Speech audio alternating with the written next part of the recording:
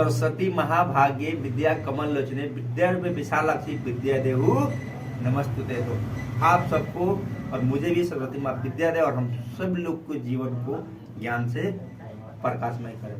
तो मैं आपका दोस्त रवि कुमार और मैं टारगेट ऑपरेशन में आपका स्वागत करता हूँ। और मैं आपको इस साल की जो 2024 है जो सरस्वती पूजा उसका मैं बहुत सारे बधाइयाँ और शुभकामनाएं आपको देते हुए और जो इस बार का हम लोग का सरस्वती पूजा का जो त्यौहार रहा वो बहुत ही अच्छा और सफल रहा। माता रानी का आशीर्वाद से हमने बहुत अच्छा डेकोरेट किया जो आपको पीछे दिख रहा है और हमें इतना खुशी हर्ष हुआ इस बार कि आप पूछिए मत। ये सब आप लोग का प्यार है, आप लोग का सपोर्ट है। आप लोग ऐसे ही सपोर्ट करते रहिएगा और हमारे साथ बने रहिए और हमारे साथ आप बने रहिएगा। हम आपको बहुत सारी चीज़ों का नॉलेज देते रहेंगे और लेते भी रहेंगे आप लोग से, क्योंकि देखिए ज्ञान का लेन देन से ही ज्ञान आगे बढ़ता है। तो यही प्रक्रिया हम लोग का है। कुछ चीज़ें हम आपको देंगे और कुछ चीज़ें हम आपसे लेंगे। तो आज बेसिकली मैं बात करूंगा माँ सरस्वती के बारे में, क्योंकि माता सरस्वती का आशीर्वाद काफ़ी हद तक हमारे जीवन में महत्वपूर्ण रहा है। इसलिए क्योंकि माँ बीरा वाहिनी ज्ञान की दायनी है। आप देख सकते हैं कि माँ का एक हाथ में पुस्तक और एक हाथ में बीरा। इसका मतलब आप लोग समझ नहीं पा रहे होंगे कि माता का हाथ में पुस्तक जो कि वो खुद की ज्ञान की देवी है। तो माता पहले ही बोलती है कि भैया ज्ञान का जो भंडार है वो कहाँ है? पुस्तक में। और उस पुस्तक के पर्कों में कहा बीना क्यों बजाया जाता है? बीना का मतलब होता है कि अपने दिल और दिमाग में उस पढ़ाई को यानी किताब को उतारा जाता है। आपने फोटो में देखा होगा माँ सरस्वती के एक हाथ में पुस्तक और एक हाथ में बीरा रहता है। क्यों रहता है उसका रीजन जानिएगा। क्योंकि जो मूर्ति बना है ना, जो माता को हम लोग चित्रित किए हैं वो विशेष प्रकार से किया गया है। ऐसे आप सभी के हाथ में नहीं देखेंगे पुस्तक धारणी बीरा वाहिनी। इसीलिए हम बोलते हैं कि माँ शारदे बीरा दायिनी पुस्तक धारणी हंस वाहिनी। हंस का भी एक अपना काफी रोल अदा करता है। अगर आप इसका तार्किक देखेंगे तो हंस कहीं ना कहीं एक पानी में से दूध निकालने का काम करता है, वो हंस करता है। तो ये सब चीजें आप लोग को विद्यार्थी जीवन में और जो भी आम इंसान है जो पढ़ता है नहीं पढ़ता है सबके जीवन में कहीं ना कहीं सरस्वती माता का आशीर्वाद होना जरूरी है। तो आप लोग से मैं यही कामना करूंगा कि आप सरस्वती माता को अपने सच्चे हृदय दिल से पुकारिए।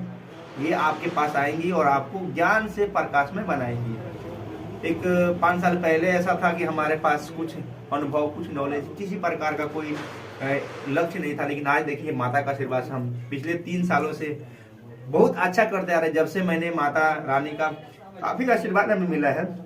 मैं दिल्ली एनसीआर में ऐसा भव्य सजाया इस बार की लोग देख के तारीफ मतलब एकदम रह गए। फूला है उधर बरसा ना फूला कर फूला नहीं देखा नहीं बरसा नहीं रहा और कुछ कर रहा था इसमें। बोलिए इस बार जो दिल्ली एनसीआर में हम लोग का जो सजावट हुआ है, आप इस सजावट अगर देखेंगे ना तो आप अगर दिल्ली में आपको मैं रूबरू करा था। दिल्ली पूरे एनसीआर में मतलब इस प्रकार का माहौल नहीं बना होगा जिस प्रकार का माहौल हमारे इस छोटे से कुटिया में बना हुआ है। अब बाहर से लोग यहाँ के दिल्ली एनसीआर में तो उतना सरस्वती पूजा का महत्व तो नहीं है, तो इसीलिए लोग नहीं जान पाए थे। तो सोच रहा था उनको भाई क्या है क्या नहीं है। जब लोगों को पता चला कि सरस्वती माता के लिए इतना हुआ है, लोग दंग रह गए कि एक छोटा सा विद्यार्थी सरस्वती माता के लिए इतना कुछ कैसे कर सकता है। तो मैंने नहीं किया है दोस्तों। मैं आपको पहले बता दूं कि ये सब माता का आशीर्वाद है। माता के द्वारा ये दिया हुआ आशीर्वाद है जो कि आपके सामने पूरा दिख रहा है। ये माता का आशीर्वाद से पूरा जगमगाया हुआ जितने भी सजावट हुआ है सब उनके आशीर्वाद से आशीष से हुआ है। हमारा इसमें कोई हाथ नहीं है, क्योंकि माँ जहाँ चाहेंगी वहाँ आपको जरूर से अपना कुछ मिलेगा। तो मैं आप लोग से विनती करूंगा और दुआ करूंगा कि माता रानी आपके भी जीवन में ऐसा एक सफलता दे ताकि आपका भी जीवन प्रकाशमय और उज्जवल हो। और हम अभी स्टूडेंट लाइफ में जी रहे हैं, तो कहीं ना कहीं माता रानी का आशीर्वाद बहुत ज़्यादा हम लोग पे होता भी और रहा भी और रहेगा भी। क्योंकि जो भी आस्था है हमारे समझिए कि एक आस्था ही तो एक विश्व भगवान को प्रकट करने का काम करता है।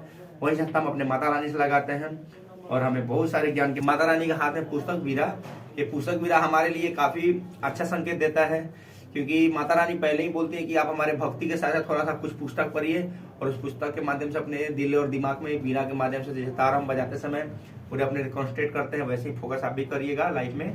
आप लोग से मैं अनुरोध करूंगा जितने भी मेरे भाई बंधु जो स्टूडेंट हैं तो उनसे मैं दुआ करूंगा और प्रार्थना करूंगा, अनुरोध करूंगा खास करके कि आप लोग पढ़ने से 5 मिनट पहले अपने मन और दिमाग को स्थिर करके और बीड़ा के तार बजाने से पहले आपने देखा होगा कि कोई भी वादक कोई भी यंत्र बजाने से पहले उसको अपना जांच करता है। तो स्टूडेंट के लिए भी ये जरूरी है कि पढ़ने से पहले अपने आप को फोकस कॉन्सेंट्रेट यानी समझिए कि एकाग्रता होना जरूरी है। ये हर एक वादक का निशानी है। तो हम लोग भी एक वादक हैं, एक जैसे कि तबला बजाने वाला पहले तबला को कसता है, गिटार बजाने पहले गिटार को सही करता है, ढोलक बजाने पहले ढोलक को कसता है। तो हम लोग भी पुस्तक पढ़ने से पहले अपने दिल दिमाग को एकाग्र करें, तभी जाके हमें वो चीजें समझ में आएगी।